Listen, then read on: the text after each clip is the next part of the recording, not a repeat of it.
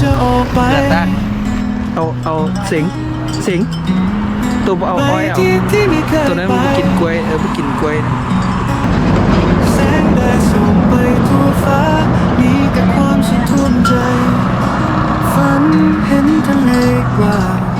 ภูเขาสีฟ้าคราม บายอีกนะกำลังคำพูดอะไรวะ รอเราทุกวันคือการประจนภัยเที่ยวไป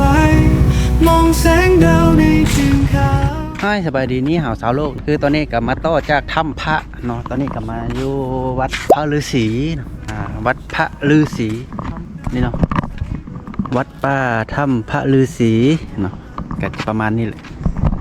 คือมาเลาะชมบรรยากาศเรื่อยๆต่อวัดจากวัดซื่อๆเนาะแต่ก็บรรยากาศงามได้เพราะว่าพวกนี้จะเป็นขึ้นชื่อว่าศักดิ์สิทธิ์นั่นแหละนะเป็นวัดศักดิ์สิทธิ์มาเลาะเบิ้งกันนะเนาะให้เจ้าทินพาไปแล้วซื้อซองว่ามิโน่ CTK เดี๋ยวจะขึ้นซื้อแล้วก็ปากไปติดตามหมู่ได้เนาะเพราะว่าเมื่อนี้มานี่ก็อาศัยหมู่พามาเนาะเพราะว่าบ่เห็นบ่ฮู้เรื่องหยังนะบ่ฮู้ว่าสถานที่เพราะนี่อยู่ไสนั่นน่ะเนาะก็มีแต่ให้เราพามาอากาศโอ้งาม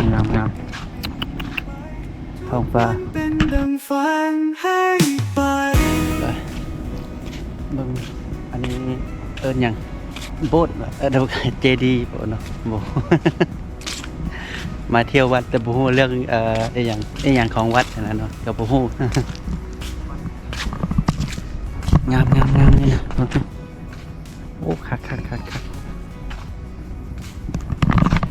เดี๋ยวขอเก็บภาพนิดนึงก่อนนะ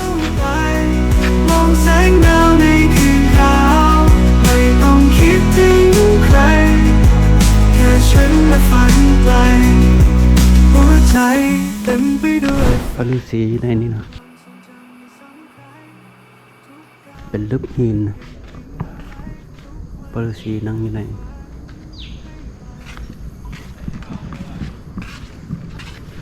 เดี๋ยวให้เจเขาไปกราบไปไหว้มึงดู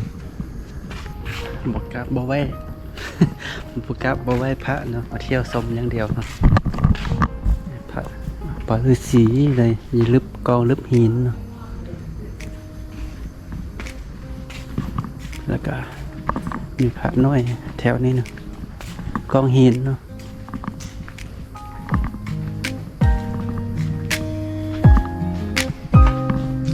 เอาไม้คำเลยพระน้อยที่ไหนมีหลาย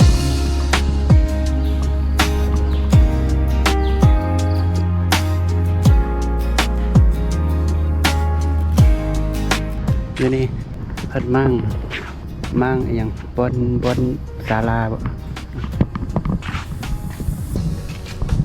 ถ้าฮู้จักใช้เวลาชีวิตจะมีค่าขึ้นทุกวัน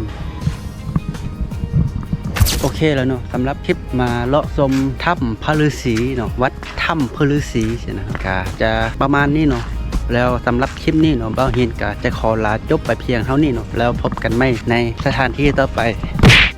เบิ่งแคปชั่นตัวนี้เนาะคนขี้ค้านอยู่ใสก็บ่ดีคนบ่ดีอยู่ใสก็บ่ได้ไปก็บ่รอด